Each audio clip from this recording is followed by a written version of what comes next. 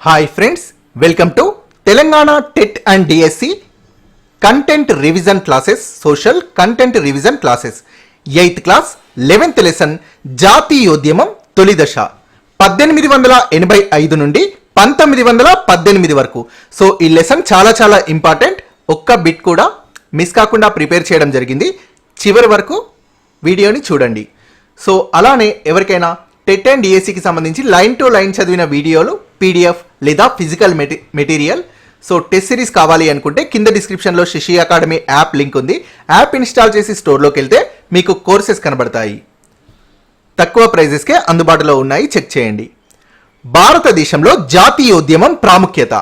సమాజంలోని విభిన్న ప్రజలు వర్గాలను ఒక్క తాటి కిందకు తెచ్చి బ్రిటిష్ పాలనకు వ్యతిరేకంగా పోరాడి ఒక నూతన భారతదేశ నిర్మాణానికి కృషి సలిపేలా జాతీయోద్యమం చేసింది. 1857 తిరుగుబాటులో బ్రిటిష్ పాలనకు వ్యతిరేకంగా చేతులు కలిపినది ఎవరు? సైనికులు, సాధారణ రైతులు, చేతి వృత్తుల వారు మరియు రాజులు 1857 తిరుగుబాటులో బ్రిటిష్ పాలనకు వ్యతిరేకంగా చేతులు కలిపారు. 1857 తిరుగుబాటు బ్రిటిష్ పాలనను వ్యతిరేకించింది, కానీ దేశానికి ఒక కొత్త దార్శనికతను ఇవ్వలేకపోయింది. వాస్తవానికి ఈ తిరుగుబాటు పాతకాలపు రాజులు, రాణుల పాలనను మరియు పాత సామాజిక క్రమాన్ని కోరుకుంది. 1857 తిరుగుబాటు ఎలాంటి పాలనను కోరుకుంది? పాతకాలపు రాజులు, రాణుల పాలనను. సో మనం 1857 తిరుగుబాటులో చూస్తే వీళ్ళు మొఘల్ రాజైన బహదూర్ షా జాఫర్ దగ్గరికి వెళ్ళి, జాఫర్ 2 దగ్గరికి వెళ్ళి సో మీరే మాకు రాజుగా ఉండాలని చెప్పి కోరుకున్నారు. సో పాతకాలపు రాజులు, రాణుల పాలనను కోరుకుంది 1857 తిరుగుబాటు. 19వ శతాబ్దపు అంతిమ దశలో కలకత్తా, మద్రాస్, బొంబాయి వంటి పెద్ద నగరాల్లో ఒక కొత్త చైతన్యం రూపుదిద్దుకోవడానికి కారణం ఏంటి? ఆంగ్ల విద్యా వ్యాప్తి. ఈ సమయంలో కొత్తగా వచ్చిన మేధావుల పాత్ర ఎలా ఉంది? వీరు పాత సామాజిక వ్యవస్థలోని అన్యాయాలను, అసమానతలను వ్యతిరేకించసాగారు.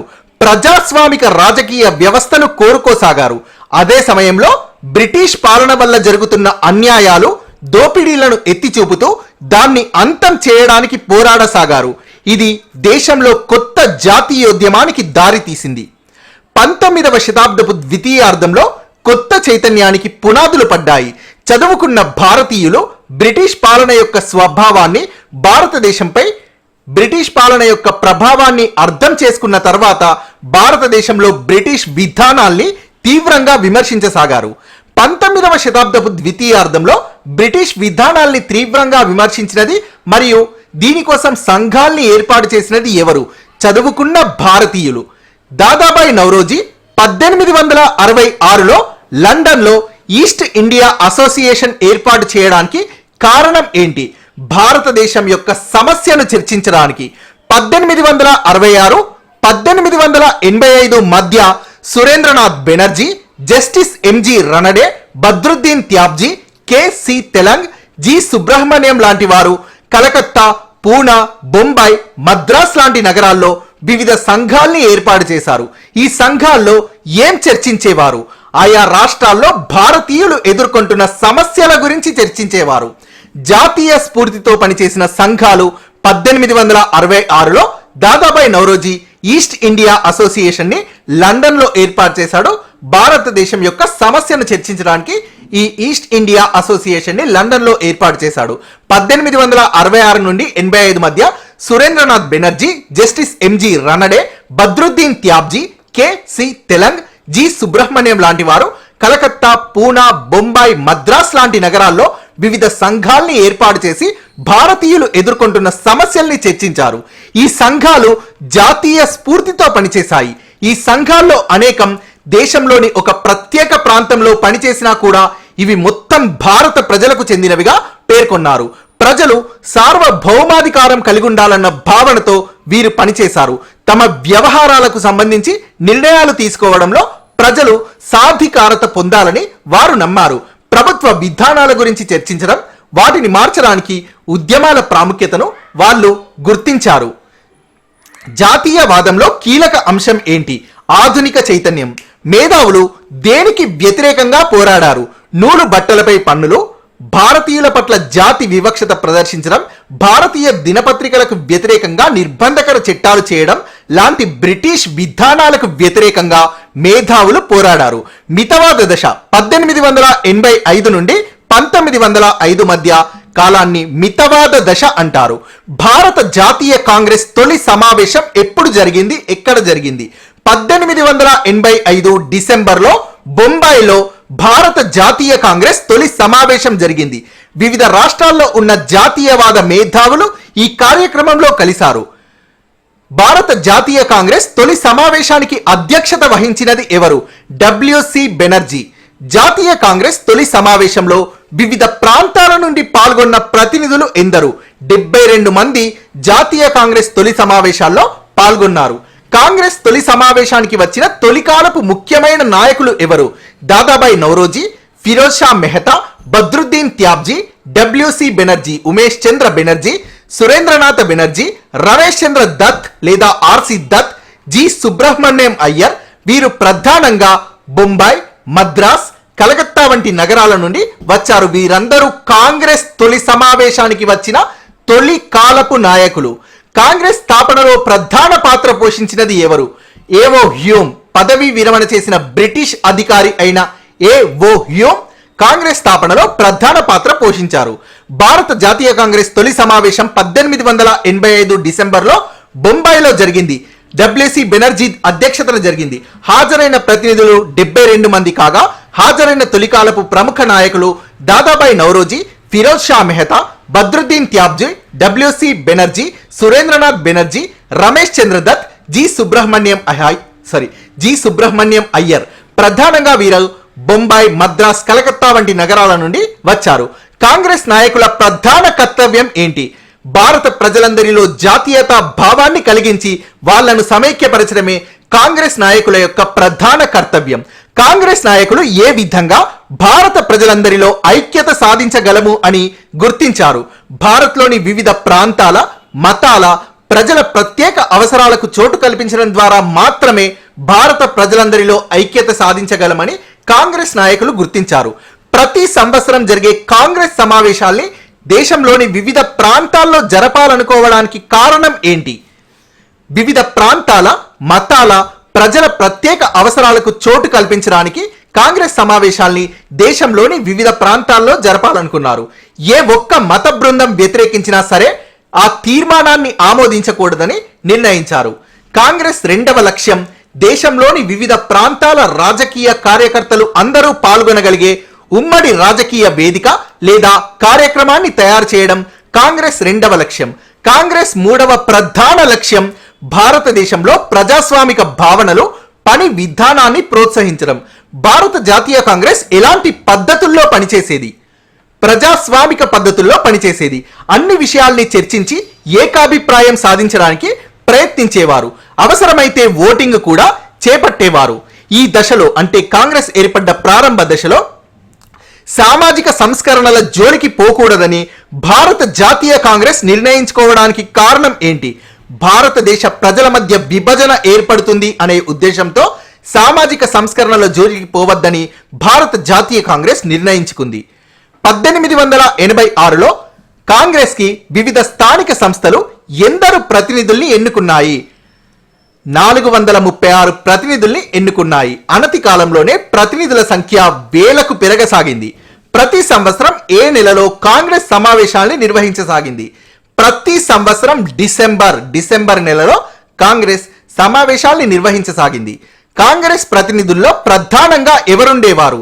న్యాయవాదులు, పాత్రికేయులు, వ్యాపారస్తులు, పారిశ్రామికవేత్తలు, ఉపాధ్యాయులు, భూస్వాములు ప్రధానంగా కాంగ్రెస్ ప్రతినిధుల్లో ఉండేవారు. కాంగ్రెస్ ప్రతినిధులలో చాలా తక్కువగా ఉన్నది ఎవరు? మహిళలు. మొదటి మహిళా గ్రాడ్యుయేట్ ప్రతినిధి ఎవరు? కాదంబరి గంగూలీ. కలకత్తాకి చెందిన కాదంబరి గంగూలీ మొదటి మహిళా గ్రాడ్యుయేట్ ప్రతినిధి. కాంగ్రెస్ సమావేశాలకు పురుషులు అధిక సంఖ్యలో హాజరు అయ్యేవారు. వీరు ఏ సామాజిక నేపథ్యానికి చెందినవారు? ఉన్నత సామాజిక నేపథ్యానికి చెందినవారు. మొదటి 20 సంవత్సరాలు కాంగ్రెస్ ని నడిపినది ఎవరు? మితవాద జాతీయవాదులు అనబడే నాయకులు మొదటి 20 సంవత్సరాలు కాంగ్రెస్ ని నడిపారు. మితవాదుల గురించి తెలపండి. వీరు సంస్కరణలు చేపట్టవలసిందిగా ప్రభుత్వానికి అనేక అర్జీలు ఇచ్చేవారు. ప్రభుత్వం పరిపాలనలో భారతీయులకు మరింత చోటు ఉండాలని కోరసాగారు. ఇంపీరియల్ విధాన సభల్లో మరింత మందికి ప్రాతినిధ్యం ఉండాలని, వాటికి మరిన్ని అధికారాలు ఉండాలని, అవి లేని రాష్ట్రాల్లో వాటిని నెలకొల్పాలని మితవాదులు కోరసాగారు. ప్రభుత్వంలో ఉన్నతాధికార స్థానాల్లో మరికొందరు భారతీయులకు స్థానం కల్పించాలని కోరసాగారు. దీనికోసం సివిల్ సర్వీస్ పరీక్షలు లండన్లోనే కాక భారత్లో కూడా నిర్వహించాలని కోరసాగారు. ముఖ్యమైన ఉద్యోగాల్లో ప్రధానంగా యూరోపియన్లే ఉండేవారు కాబట్టి ఈ రకమైన జాతి వివక్షతకు వ్యతిరేకంగా పరిపాలనలో భారతీయుల్ని తీసుకోవాలని మితవాదులు కోరసాగారు. దాదాబాయి నౌరోజీ, ఆర్.సి. దత్, రనడే వంటి నాయకులు బ్రిటిష్ పరిపాలన ఆర్థిక ప్రభావాన్ని అధ్యయనం చేసి తెలుసుకున్న విషయాలేంటి? పన్నులు, ఇతర మార్గాల ద్వారా బ్రిటిష్ వాళ్ళు భారతదేశ సంపదను దోచుకుంటున్నారని, భారతదేశం నానాటికి పేద దేశంగా మారుతోందని నిర్ధారణకు వచ్చారు. అధిక భూమి శిస్తు, ఆహార ధాన్యాల ఎగుమతి లాంటి బ్రిటిష్ విధానాల వల్లనే కరువు, పేదరికం లాంటి సమస్యలు ఎదురవుతున్నాయని ఆరోపించసాగారు. కాంగ్రెస్ వేటిపై తీర్మానాలు చేసింది? ఉప్పుపై పన్ను, విదేశాల్లో భారతీయ కూలీలతో వ్యవహరిస్తున్న తీరు, అటవీ శాఖ జోక్యం వల్ల ఆదివాసులు ఎదుర్కొంటున్న సమస్యలపై కాంగ్రెస్ తీర్మానాలు చేసింది. భారత్లో దేన్ని అంతం చేయడానికి జాతీయ పారిశ్రామిక అభివృద్ధి తప్పనిసరి అనే నిర్ధారణకు తొలితరం నాయకులు వచ్చారు. పేదరికాన్ని అంతం చేయడానికి జాతీయ పారిశ్రామిక అభివృద్ధి తప్పనిసరి అనే నిర్ధారణకు తొలితరం నాయకులు వచ్చారు. భారతీయ చేతి వృత్తులు, పరిశ్రమలు క్షీణించడానికి కారణం ఏంటి? భారతదేశ సంపదను ఇంగ్లాండ్కి దోచిపెట్టడంతో పాటు బ్రిటిష్ సరుకులను భారతదేశంలో చవకగా అమ్మడం ద్వారా భారతదేశంలోని చేతి వృత్తుల్ని దెబ్బతీశారు. తద్వారా భారతదేశ అభివృద్ధికి బ్రిటిష్ పాలన ఆటంకంగా నిలిచింది. మితవాద నాయకులు వేటి ద్వారా దేశంలోని వివిధ ప్రాంతాల ప్రజలతో సంబంధాల్ని ఏర్పరచుకున్నారు? ఉపన్యాసాలు, సమావేశాలు మరియు యాత్రల ద్వారా. మితవాదులకు బ్రిటిష్ వారిపై ఏ విధమైన అభిప్రాయం ఉండేది? బ్రిటిష్ వారు స్వేచ్ఛ, న్యాయాలకు కట్టుబడి ఉన్నారని, సరిగ్గా వ్యక్తపరిస్తే తమ కోరికల్ని తీరుస్తారని మితవాదులు నమ్మారు. మితవాదులు ఏ విధంగా తమ ఉద్యమాన్ని కొనసాగించారు? దినపత్రికలు, ఉపన్యాసాలు, తీర్మానాలు, ప్రభుత్వానికి వినతి పత్రాలు ఇవ్వడానికి ప్రతినిధి బృందాలు వంటి వాటి ద్వారా మితవాదులు తమ ఉద్యమాన్ని కొనసాగించారు. మితవాదులు అవలంబించిన విధానాలు క్లుప్తంగా విన్నపాలు, అర్జీలు, ఆందోళనల్ని అవలంబించారు. ప్రభుత్వం తన విధానాల్ని మార్చుకునేలా చేయడంలో వీరు విఫలం అయినా ముఖ్యమైన అంశాలపై భారతదేశం యొక్క అభిప్రాయాన్ని మితవాదులు తెలపగలిగారు. భవిష్యత్తులో భారత జాతీయోద్యమం బలోపేతం కావడంలో ఇది చాలా ముఖ్య పాత్ర పోషించింది. బ్రిటిష్ ఇండియాలో ప్రధాన కరువులు సంభవించిన కాలం 18వ శతాబ్దం చివరి నుండి 1943 నాటి మహా బెంగాల్ కరువు వరకు బ్రిటిష్ ఇండియాలో ప్రధాన కరువులు సంభవించాయి. బ్రిటిష్ ఇండియా అంటే బ్రిటిష్ వారు పాలించిన ఇండియా. ఈ కరువులు ఎలా సంభవించాయి మరియు కరువులు తీవ్రం అవడానికి కారణం ఏంటి? కరువులు పంటలు దెబ్బతినడం వల్ల, పంటలు పాడైపోవడం వల్ల సంభవించిన వాటి యొక్క పరిణామాలు మాత్రం వలస ప్రభుత్వం యొక్క విధానాల వల్ల చాలా తీవ్రం అయ్యాయి. కరువుల సమయంలో లక్షలాది మంది ప్రజలు మరణించడానికి కారణం ఏంటి? వలస ప్రభుత్వం అవలంబించిన విధానాలు.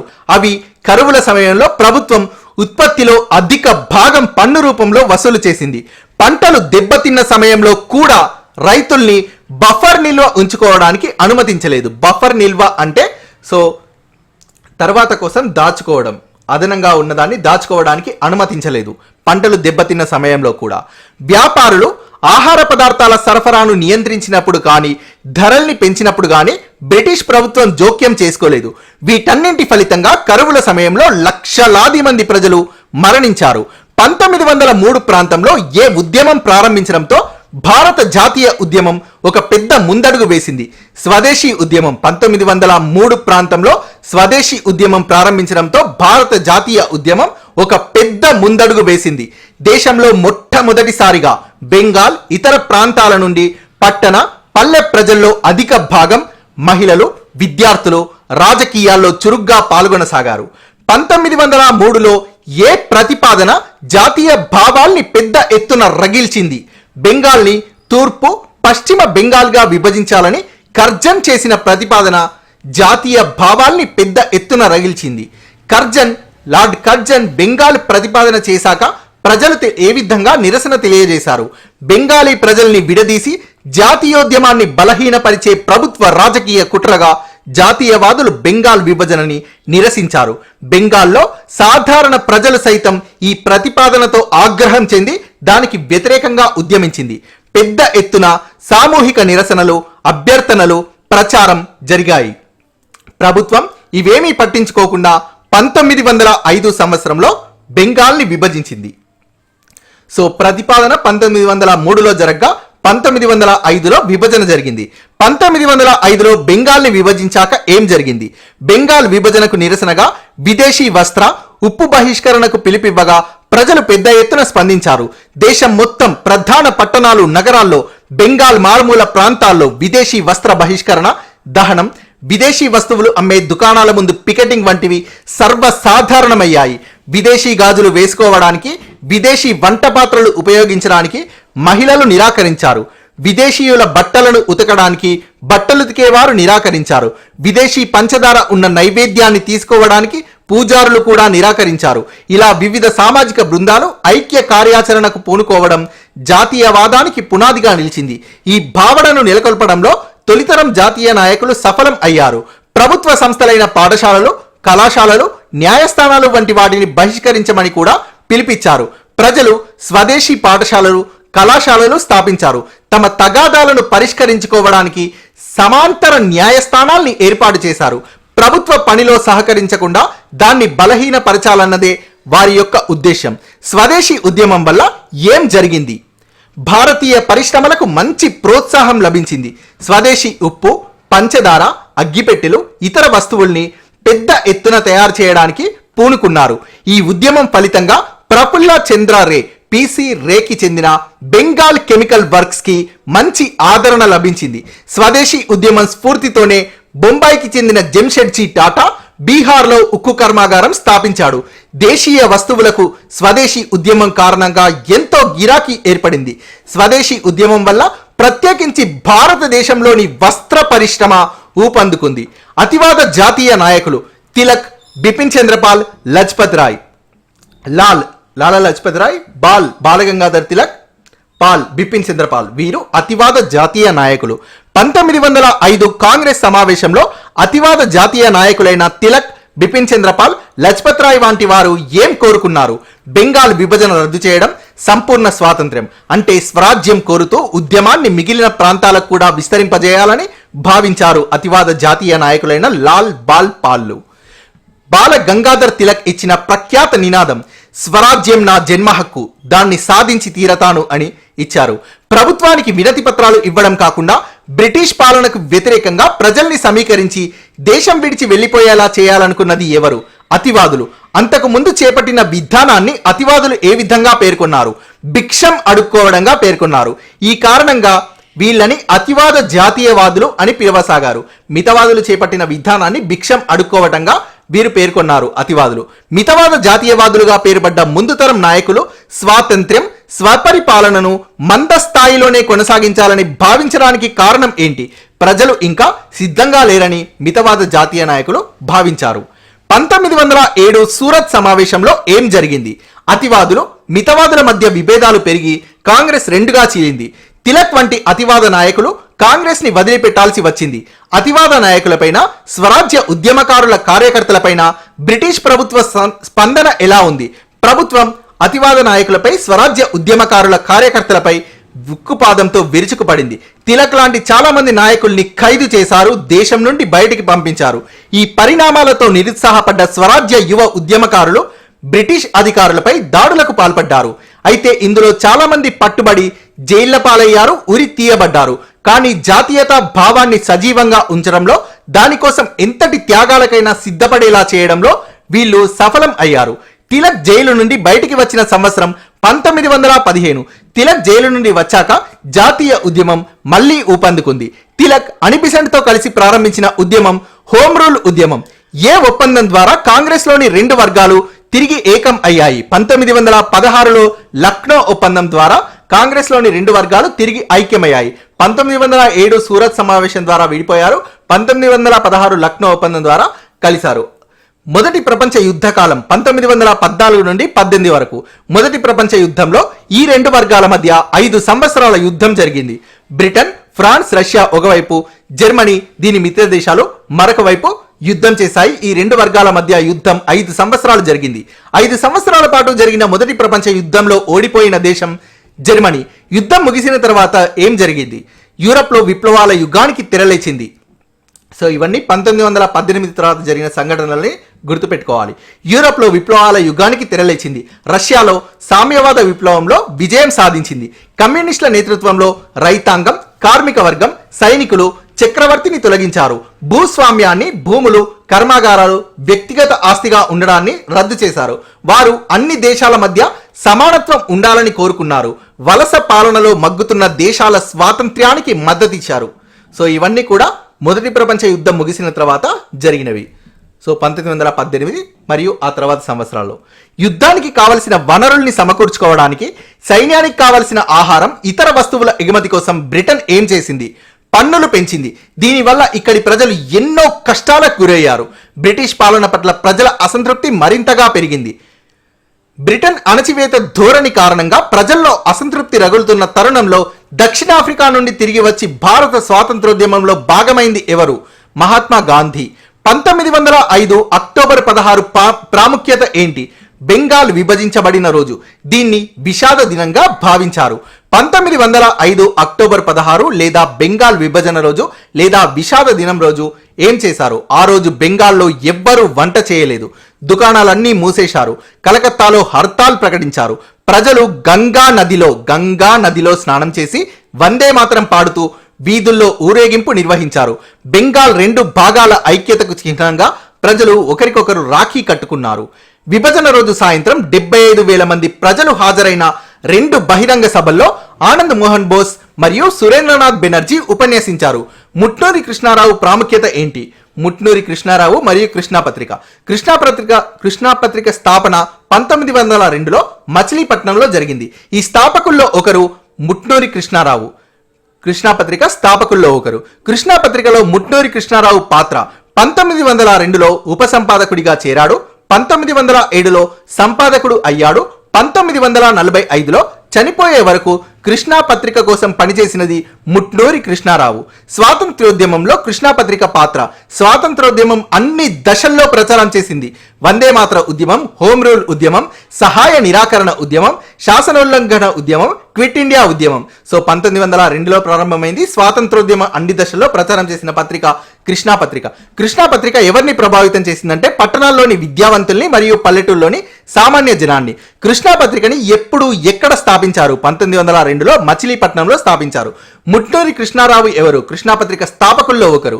ముట్నూరి కృష్ణారావు కృష్ణాపత్రికలో ఏ సంవత్సరంలో ఉపసంపాదకుడిగా చేరారు? 1902లో. సో 1907లో సంపాదకుడు అయ్యారు. 1945లో చనిపోయే వరకు పనిచేశారు అదే పత్రికలో. భారతదేశ స్వాతంత్రోద్యమం అన్ని దశల్లో ప్రచారం చేసిన తెలుగు పత్రిక Krishna Patrika. So thank you friends. మీకు కనుక వీడియో నచ్చినట్లయితే లైక్ చేయండి, షేర్ చేయండి, ఛానల్ని సబ్స్క్రైబ్ చేయండి.